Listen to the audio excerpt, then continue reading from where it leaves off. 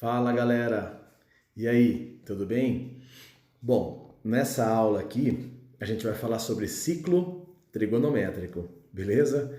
É a primeira parte aí da aula de ciclo trigonométrico. Bom, vamos lá. O ciclo trigonométrico é o módulo 6, apostila 2, página 145, tá? Dá uma olhadinha aí nesse slide que nós temos aí a tarefa proposta para essa aula, que são os exercícios 104, 107, 108, 112 e 118. Vamos lá então. O ciclo trigonométrico é uma circunferência de raio unitário. O que significa raio unitário? Que o raio vale 1, beleza? Que o raio é igual a 1 sempre. Pode ser 1 centímetro, 1 metro, 1 quilômetro, mas tem que ser o número 1. Toda vez que você tiver uma circunferência de raio 1, nós chamamos isso de ciclo trigonométrico, onde nele a gente agora vai começar a apresentar arcos, medidas de segmentos, e a gente vai relacionar isso com a trigonometria. Exatamente, é a parte bonita da trigonometria, quando você vincula o triângulo retângulo ao ciclo trigonométrico, aos arcos. Se você lembrar um pouquinho para trás, a gente falou sobre triângulo retângulo, relações fundamentais e arcos. Então agora a gente vai fazer a junção de tudo isso, tá? Bom, definido naquele pontinho ali do lado direito, né, extremidade direita, o marco zero, quer dizer, a origem de todos os arcos, beleza? Então ali é o 0 grau ou 0 radiano, beleza? Aí, se você girar os arcos nesse sentido aí anti-horário, a gente chama de sentido positivo dos arcos. Então vamos fazer um primeiro giro, um primeiro arco, ó. Sai do zero. A hora que você girar 1/4 de circunferência, observem que a gente cortou ela em 4 partes, né, com o plano cartesiano, o eixo horizontal e o vertical. Na hora que você girar 1/4, você girou 90 graus. Então naquela bolinha lá de cima, na extremidade lá do polo norte, a gente vai chamar de 90 graus. E essa primeira região, esses primeiros arcos, a gente chama de primeiro quadrante. Então vamos lá, 0, aí você vai subindo, 1 grau, 2 graus, 3 graus, vai até o 90 graus. Nós temos aí a região denominada primeiro quadrante. Então, por exemplo, onde que fica localizado o 30 graus, a extremidade do 30? No primeiro quadrante, porque está entre 0 e 90. A extremidade do 45 no primeiro quadrante, porque está entre 0 e 90. A extremidade dos 60 graus no primeiro quadrante, porque está entre 0 e 90. Beleza? Agora, se eu sair daquele biquinho lá de cima e ir até aquele biquinho da esquerda, a gente vai girar mais 90 graus. Então, se eu partir do 90 graus, se eu somar 90 graus, dá 180 graus. Essa região é chamada segundo quadrante. Então, quais são os arcos que têm extremidades localizadas no segundo quadrante? A partir do 90, 91, 92, 93, 94, até o 180. Então, nós temos aí arcos importantes, os 120, os 135, os 150, que são os arcos que sempre caem. Tá? Então, no segundo quadrante, temos os arcos com medidas entre 90 e 180. Beleza? Agora, se a gente girar mais 90 graus, temos a região do terceiro quadrante. E a extremidade lá do Polo Sul, lá embaixo, é 270 graus. Beleza? Então, nessa região do terceiro quadrante, nós temos os ângulos, os arcos importantes, 210, 225, 240 graus, que são os arcos que já já a gente vai ver que são correspondentes dos arcos notáveis, 30, 45 e 60. Bom, girando mais 90 graus, temos aí a região do quarto quadrante, que sai do 270 e vai até a extremidade do 360, fechando assim a primeira volta do ciclo trigonométrico. Beleza? Quais são os arcos que têm extremidades no quarto quadrante que são importantes? O 300 graus, o 315 e o 330. Só que observem que a gente fez um giro no sentido anti-horário. Agora, Jefão, se eu fizer um giro no horário, vai ficar tudo negativo? Excelente, vai ficar tudo negativo, dá uma olhada. Marco zero e agora a gente vai andar no sentido negativo dos arcos. A gente vai fazer o giro contrário, né? a favor do relógio, no sentido horário. Observem, girou 90 graus, temos a extremidade do menos 90. Legal! Girou 90 graus, temos a extremidade do menos 180. Tá vendo? Você está girando 90 graus, só que você está colocando o menos na frente. É a única diferença. Girou 90 graus, lá em cima é a extremidade do menos 270. E girou 90 graus, temos ali a extremidade do menos 360. Ô Jefão, e agora os quadrantes mudaram de nome? Não, os nomes permanecem, primeiro, segundo, terceiro e quarto, naquela ordem positiva dos arcos que a gente já viu anteriormente. Beleza, beleza. Então vamos lá, pensa um pouquinho. Aonde que você colocaria o menos 30 graus, a extremidade do menos 30 graus? No quarto quadrante, porque está entre 0 e menos 90. Aonde que você colocaria o menos 300 graus? Aí seria no primeiro quadrante, né? Porque seria entre menos 270 e menos 360. Beleza? Beleza, essa é a apresentação do ciclo trigonométrico e nós estamos falando dos arcos extremos. Observem, são importantes os arcos da direita e esquerda e os arcos de cima e de baixo são as extremidades. Beleza, agora eu queria mostrar para vocês os arcos que nós chamamos de arcos correspondentes. Observem esse retângulo pontilhado no meio do ciclo trigonométrico. Observem que os dois arcos, as duas bolinhas verdes de cima, elas estão na mesma altura. As de baixo também. As da direita estão alinhadas e as da esquerda também estão alinhadas. Então nós chamamos isso de correspondência. Então é assim, galera. Se a gente chamar o primeiro quadrante de x, o segundo quadrante, para ser correspondente, vai ser 180 menos x. Porque você vai sair do 180 e vai voltar a x, né? No primeiro quadrante é 0 mais x, no segundo quadrante é 180 menos x. Eles ficam alinhados. Lá embaixo, no terceiro quadrante, é 180 mais x, né? Porque você parte do 180 e desloca o mesmo arco x. Já no quarto quadrante, a gente vai chamar ele de 360 menos x, porque você parte ali do 360 e volta a x. Esses são os correspondentes. E esse slide que vocês estão vendo é o que a gente vai precisar usar para descobrir os correspondentes do 30, do 45 e do 60.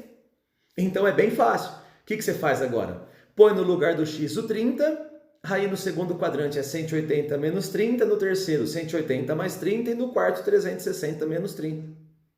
Tranquilo?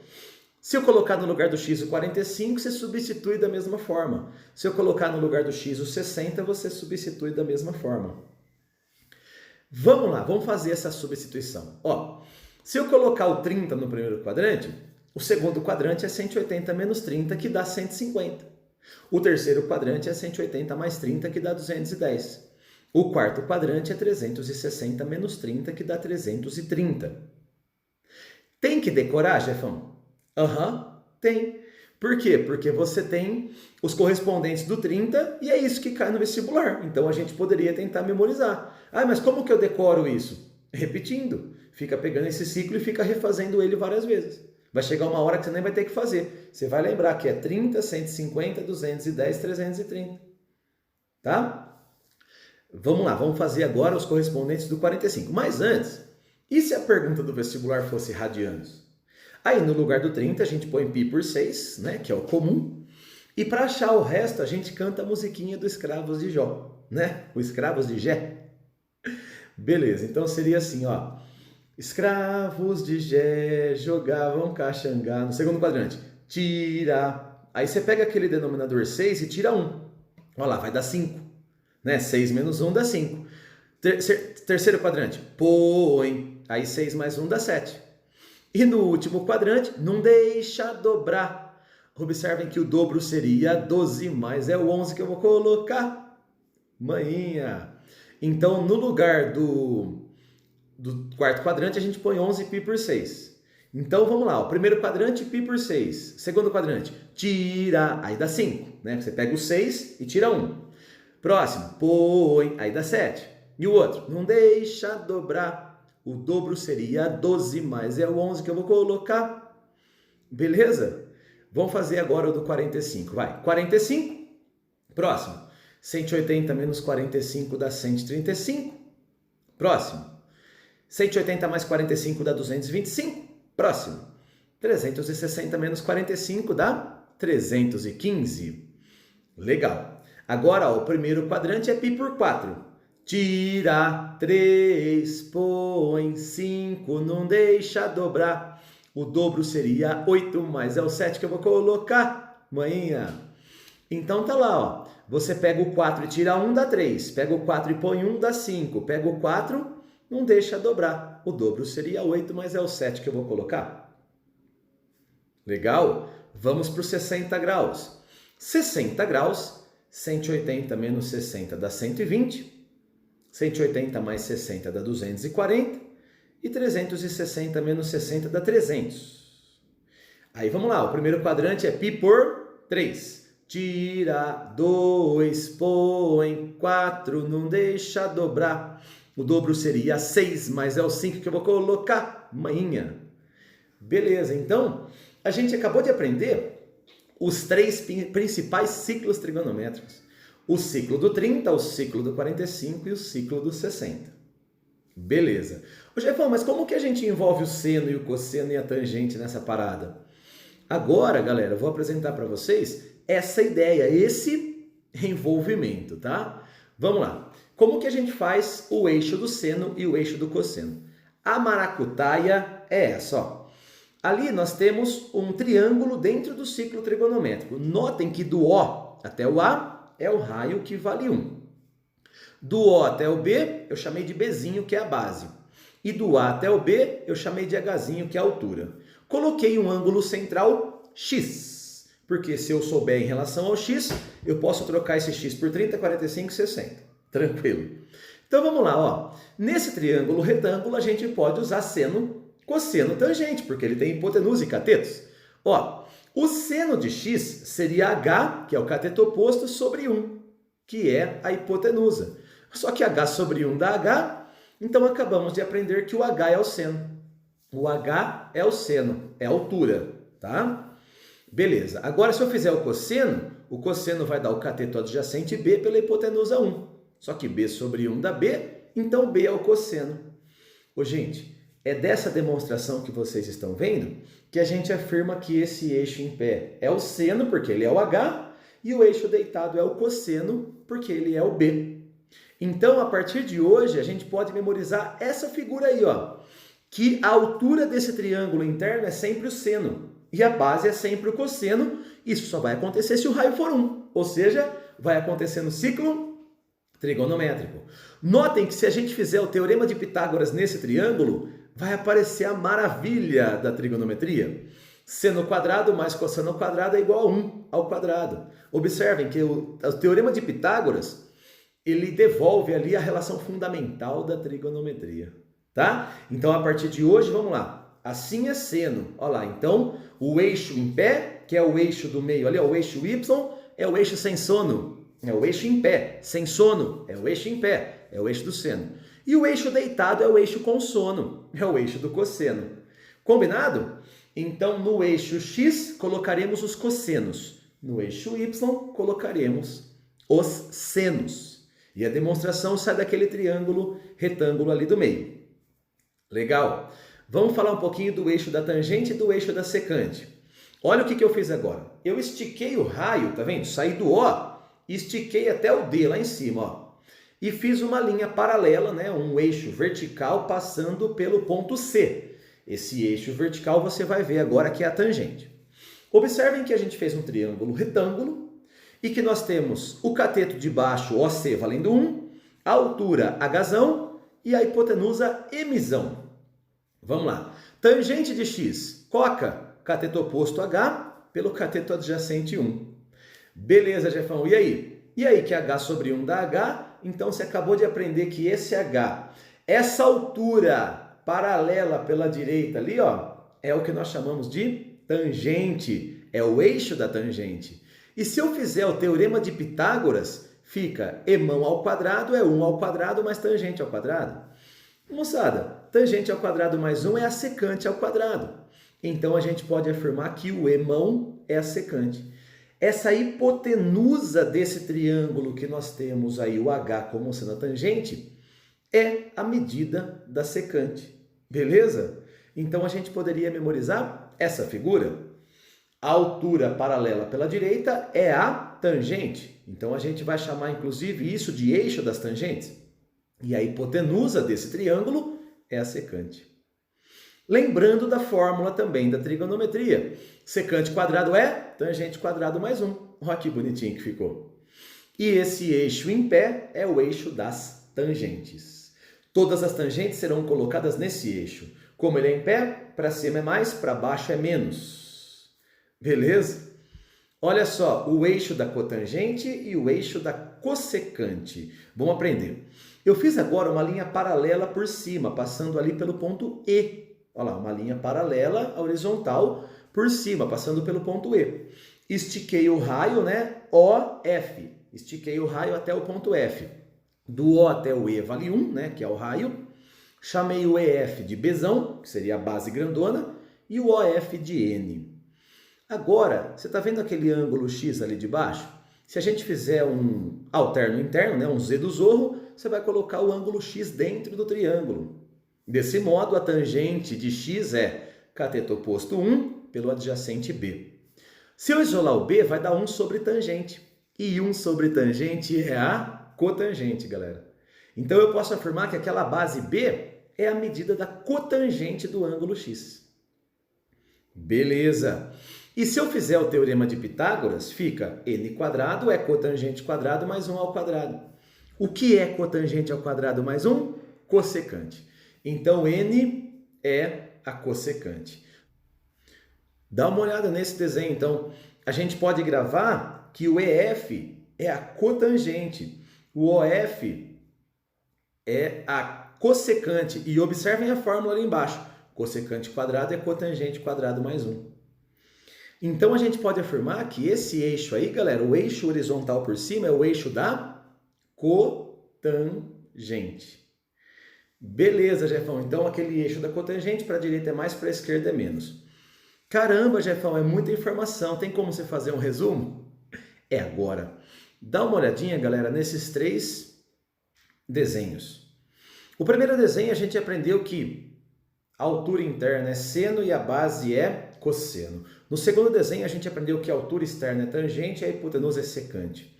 No terceiro desenho a gente aprendeu que aquela base externa é cotangente e a hipotenusa é a cossecante, tá? Então vamos dar uma ênfase aí aos valores. O seno é o eixo sem sono, cosseno com sono.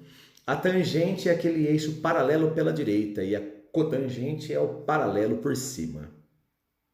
Dá para memorizar? Acho que sim. Beleza? Vamos lá. Ó, deixa eu mostrar para vocês um exemplo. Questão 119 da FUVEST, apostila 2, página 145.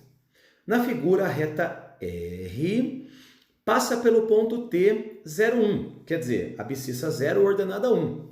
Ou seja, dá para eu afirmar já que o raio dessa circunferência vale 1, né? Que do O até o T é 1. E é paralela ao eixo X. Então, observem que aquela reta R é paralela ao X. Olha, eu conheço essa reta, você acabou de ver comigo. Aquela reta paralela por cima é a reta das cotangentes. Cotangentes paralela por cima. A semirreta OT forma um ângulo alfa com o semi-eixo OX. O alfa entre 0 e 90 quer dizer que ele é agudo. E intercepta a circunferência trigonométrica e a reta R nos pontos A e B, conforme vocês estão vendo que a reta T corta a circunferência e a reta R nos pontos A e B, respectivamente. A pergunta é, qual que é a área do triângulo grifado? A área do triângulo TAB, em função de alfa. Vamos lá, como que faz a área de um triângulo? Base vezes altura sobre 2. Então, eu tenho que descobrir a base e a altura. Para isso, a gente vai precisar saber os segmentos trigonométricos no ciclo. Gente, dá uma olhadinha nesse triângulo interno. Acabei de explicar, vamos lá. Esse triângulo interno tem OA, que é o raio, é 1. A altura dele é seno e a base é cosseno. Gente, acabamos de ver. Triângulo interno, hipotenusa 1, raio 1, né? Altura seno, base cosseno.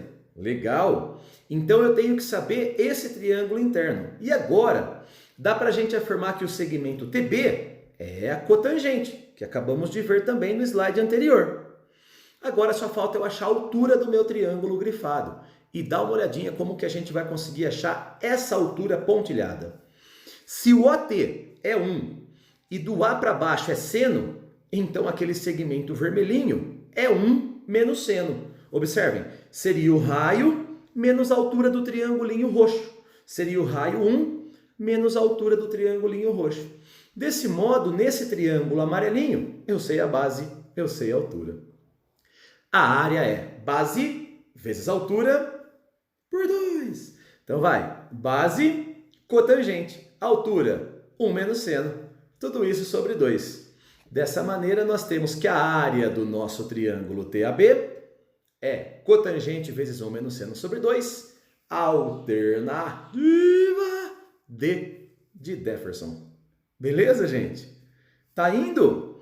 Ô Jefão, mas é fácil ou difícil? Eu acho difícil, porque a gente tinha que saber bastante teoria.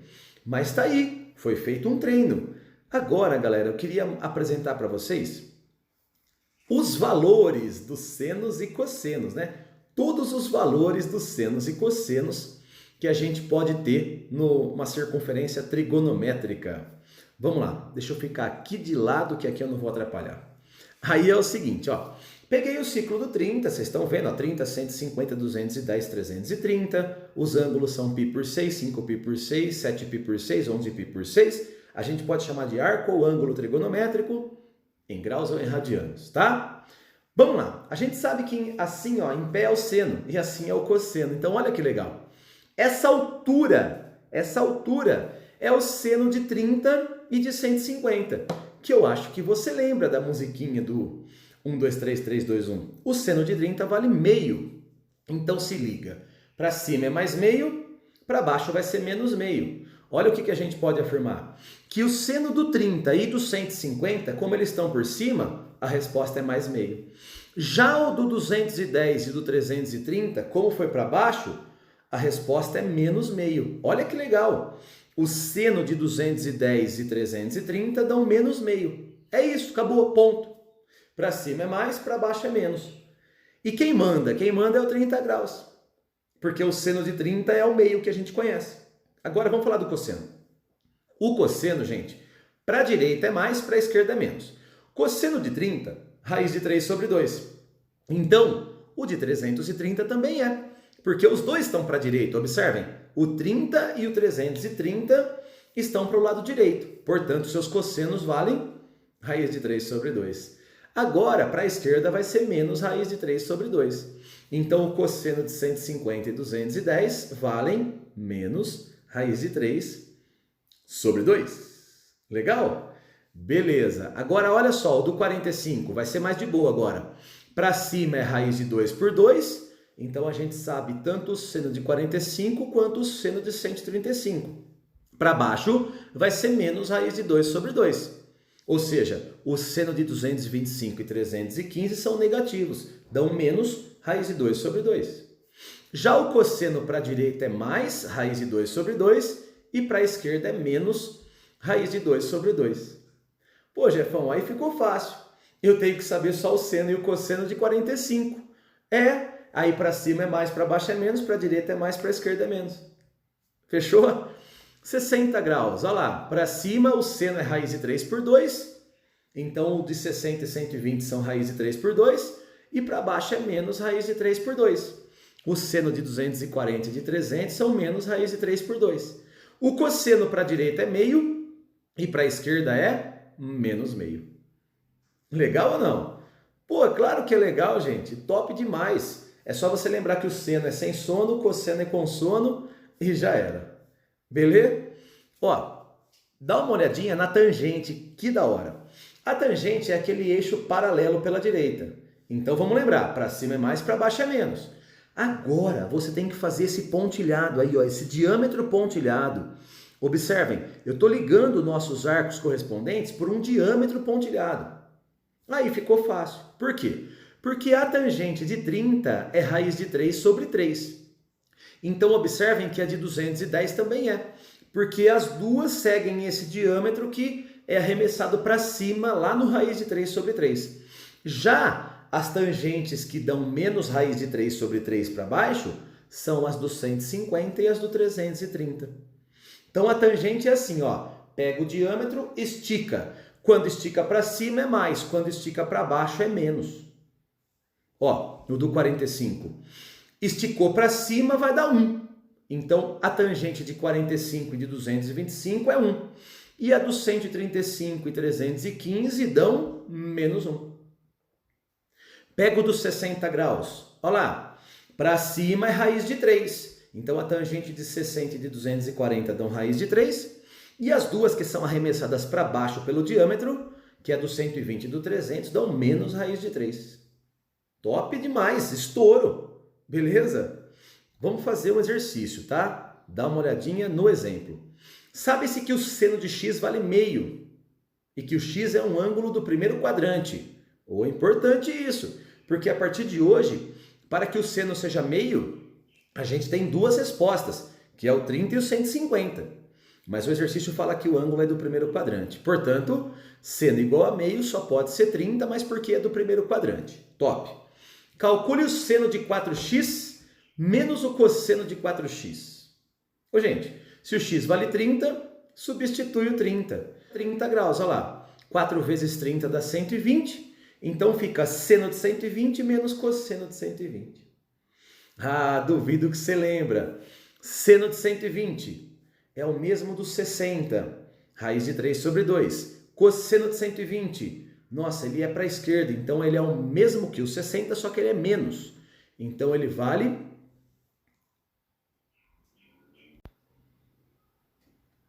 4 vezes 30 dá 120, então fica seno de 120 menos o cosseno de 120. Bom, gente, o seno de 120 é igual ao seno de 60, raiz de 3 sobre 2. Já o cosseno de 120 é o cosseno de 60, só que para a esquerda, então é negativo, vai dar menos meio. Então a nossa conta ficou raiz de 3 sobre 2 menos meio. E menos com menos dá má, né? Então, nós temos raiz de 3 mais 1 sobre 2. Alternativa C de Jefferson. Beleza? Agora, galera, eu quero apresentar para vocês a ideia de limite, a ideia de máximo e mínimo, que essa matéria tem e tem muito. Vamos lá. Bom, a gente sabe que o eixo em pé é o seno, deitado é o cosseno. Então, vamos... Qual que é o seno máximo? É o raio. O seno máximo é 1. Então, vamos gravar isso aí, ó. Seno máximo é o seno de 90 graus que dá 1. Memorizem. Memorizem que o 90 graus é o π por 2, então o seno de 90 ou de π por 2 é 1. Esse é o limite do seno. Para baixo vai ser o seno mínimo, que é menos 1, né? Porque o raio para baixo dá menos 1. Então, o seno mínimo é o seno de 270 ou 3π por 2, que dá menos 1. Já ali no meio, ó, aquela bolinha ali, ó, onde é que o seno é nulo? O seno é nulo nos 3 arcos das extremidades, direita e esquerda.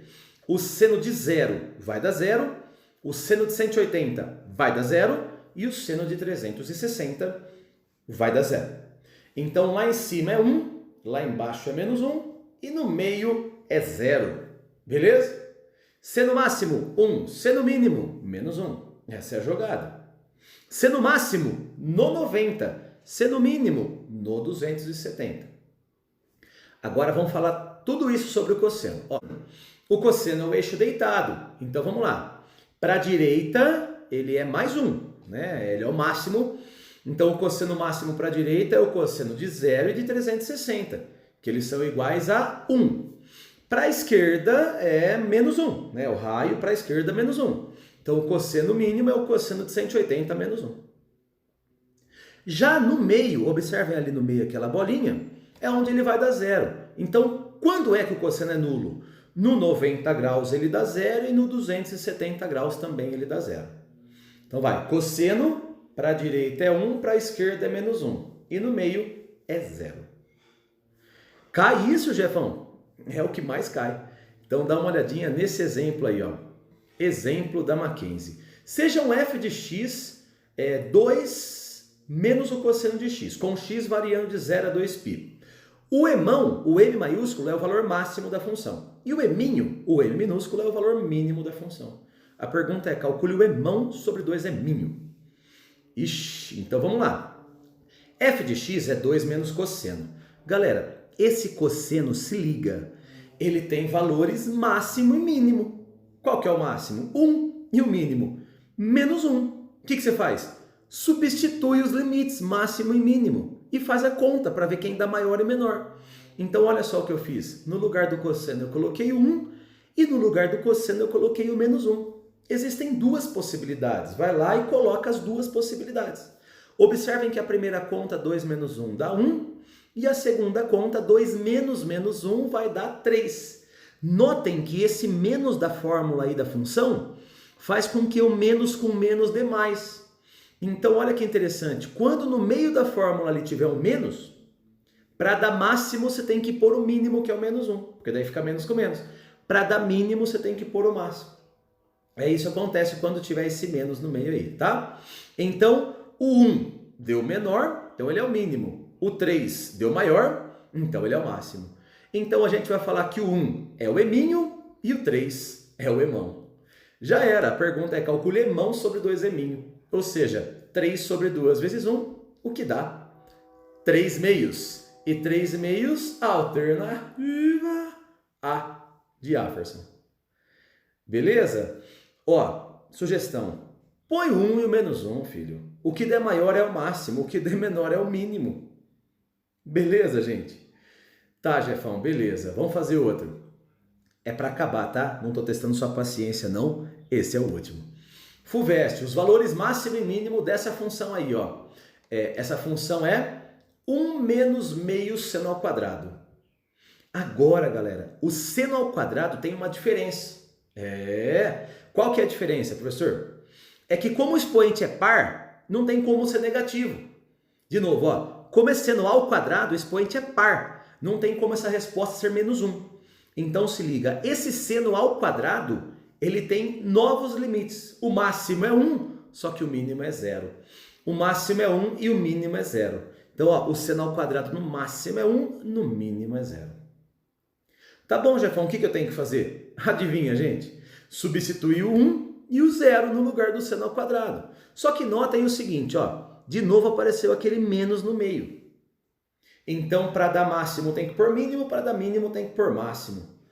Quer saber? Põe o 0 e o 1, depois você pensa. Então, olha o que eu fiz. Eu coloquei o 0 no lugar do seno ao quadrado, essa conta vai dar 1. Eu coloquei o 1 no lugar do seno ao quadrado, dá 1 menos meio, essa conta deu meio. Pronto, gente. Observem que o 1 é maior, então o 1 é máximo e o meio é menor, o meio é mínimo. Portanto, a resposta do exercício é que o máximo vale 1 e o mínimo vale meio, respectivamente, é o que apareceu na alternativa C de ciclo trigonométrico. Beleza? Bom, mais uma vez eu trago aqui para vocês a orientação da tarefa. Agradeço aí a paciência de vocês e posso falar para vocês que essa é uma aula muito importante. É o ciclo trigonométrico. Valeu, gente! Até a próxima, bons estudos aí para vocês.